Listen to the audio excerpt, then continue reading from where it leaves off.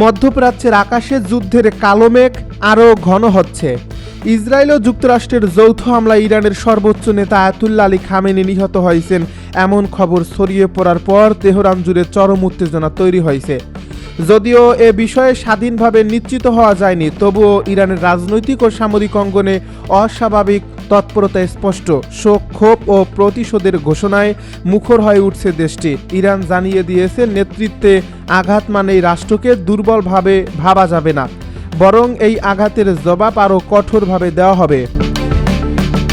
তেহরানের সামরিক বাহিনী একের পর এক ক্ষেপণাস্ত্র নিক্ষেপ করে ইসরায়েলি লক্ষ্যবস্তু ও মধ্যপ্রাচ্যে অবস্থিত মার্কিন ঘাঁটিগুলোকে টার্গেট করছে বলে দাবি করা হয়েছে।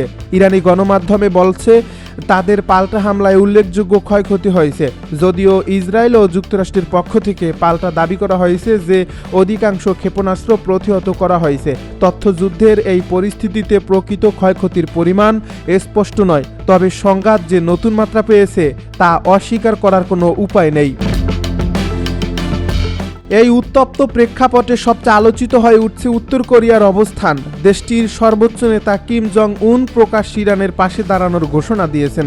তিনি বলছেন, ইরানের বিরুদ্ধে সাম্প্রতিক হামলা ছিল আন্তর্জাতিক আইনের চরম লঙ্ঘন এবং এটি সরাসরি একটি সার্বভৌম রাষ্ট্রের উপর আগ্রাসন। তার ভাষায়, শক্তিধর রাষ্ট্রগুলো নিজেদের স্বার্থে অন্য দেশের ভূখণ্ডে হামলা চালিয়ে বিশ্ব শান্তিকে হুমকির মুখে ঠেলে দিচ্ছে। উত্তর কোরিয়ার রাষ্ট্রায়ত্ত গণমাধ্যমে প্রচারিত বিবৃতিতে বলা হয়েছে, তেহরানের প্রয়োজনে সামরিক সহযোগিতা দেওয়ার বিষয়টি বিবেচনায় রয়েছে, এমনকি ক্ষেপণাস্ত্র সহায়তার কথাও ইঙ্গিত করা হয়েছে।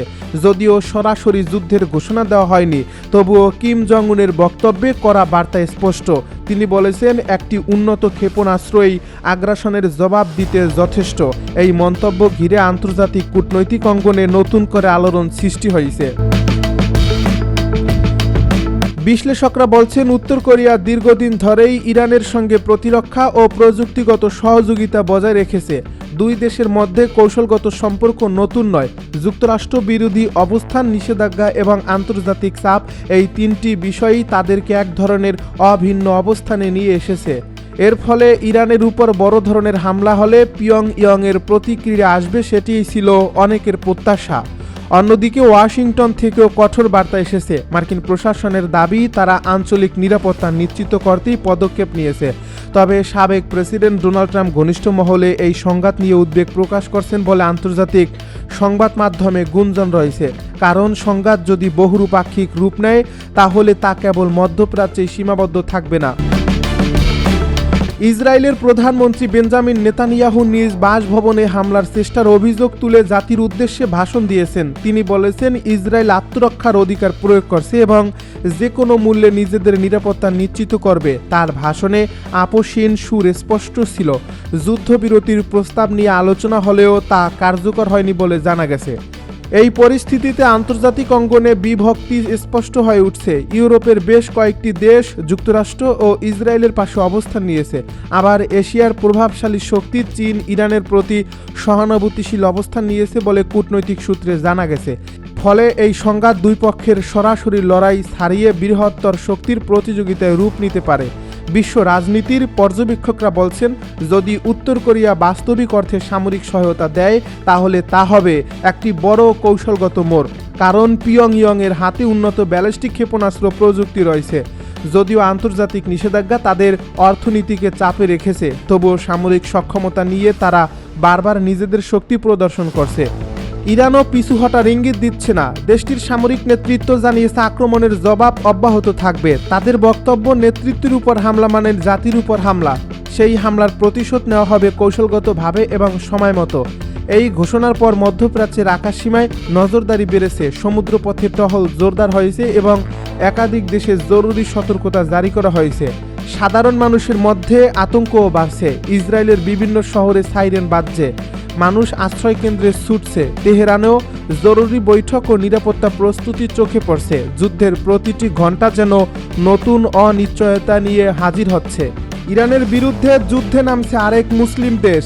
ইরানের বিরুদ্ধে এবারে যুদ্ধে নামছে সংযুক্ত আরব আমিরাত। দেশটি জানিয়েছে, ইরানের বিরুদ্ধে সামরিক পদক্ষেপের কথা বিবেচনা করছে তারা। মঙ্গলবার চ্যানেল 12 এর বরাতে ইরান ইন্টারন্যাশনালের এক প্রতিবেদনে এই তথ্য জানানো হয়েছে। প্রতিবেদনে বলা হয়েছে, সংযুক্ত আরব আমিরাত ইরানের ক্ষেপণাস্ত্র ও ড্রোন হামলা ঠেকাতে সামরিক পদক্ষেপ নেওয়ার বিষয়টি বিবেচনা করছে। সিদ্ধান্ত গ্রহণ প্রক্রিয়ার সঙ্গে পরিচিত সূত্রের বরাতে এ তথ্য প্রকাশ করা হয়। চ্যানেল 12 জানিয়েছে, চলমান সংঘাতে সরাসরি জড়িত না থাকা সত্ত্বেও ইউএই ইতিমধ্যে প্রায় 800টি ক্ষেপণাস্ত্র ও ড্রোন হামলার শিকার হয়েছে।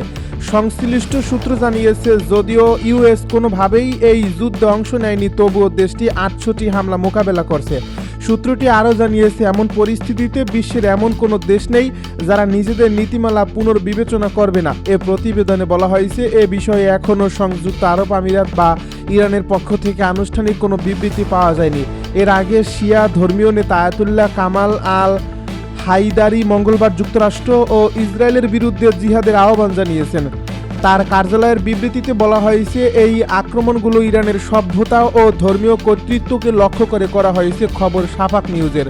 আল হাইদারি মুসলমানদের সতর্ক করেছেন, নিজেদের ভূমি মর্যাদা ও সার্বভৌমত্ব রক্ষায় প্রস্তুত থাকতে হবে এবং ইহুদি ও আমেরিকানদের অহংকারের বিরুদ্ধে প্রতিরোধ করতে হবে। শিয়া ধর্মমতে এই ধরনের জিহাদ সাধারণত প্রতিরক্ষা ভিত্তিক এবং আক্রমণাত্মক নয়।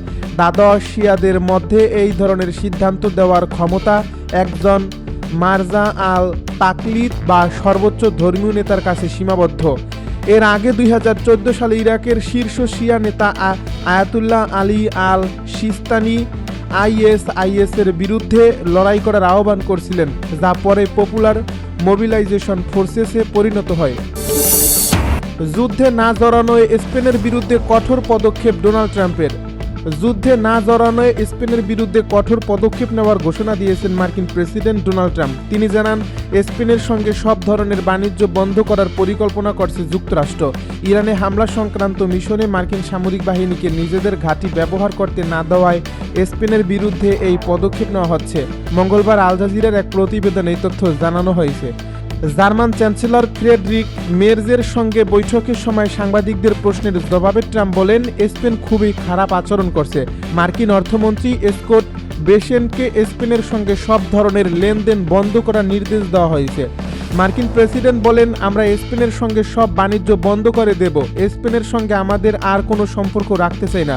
এর আগে ইরানে হামলা চালাতে যুক্তরাষ্ট্রকে নিজেদের সামরিক ঘাঁটি ব্যবহারের অনুমতি নাকচ করে দেয় স্পেন। এর ফলে দেশটির দক্ষিণাঞ্চলের রোটা ও মোরন সামরিক ঘাঁটি থেকে অন্তত 15টি মার্কিন যুদ্ধবিমান উড়ে যায়। Flight tracking website flight radar 2 এর বরাতে এমন তথ্য উঠে এসেছে।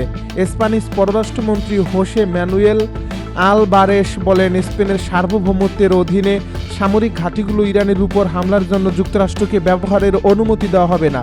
এই অভিযানে স্পেনের ঘাঁটিগুলো ব্যবহার করা হচ্ছে না। এসব ঘাঁটি যুক্তরাষ্ট্রের সঙ্গে চুক্তির অন্তর্ভুক্ত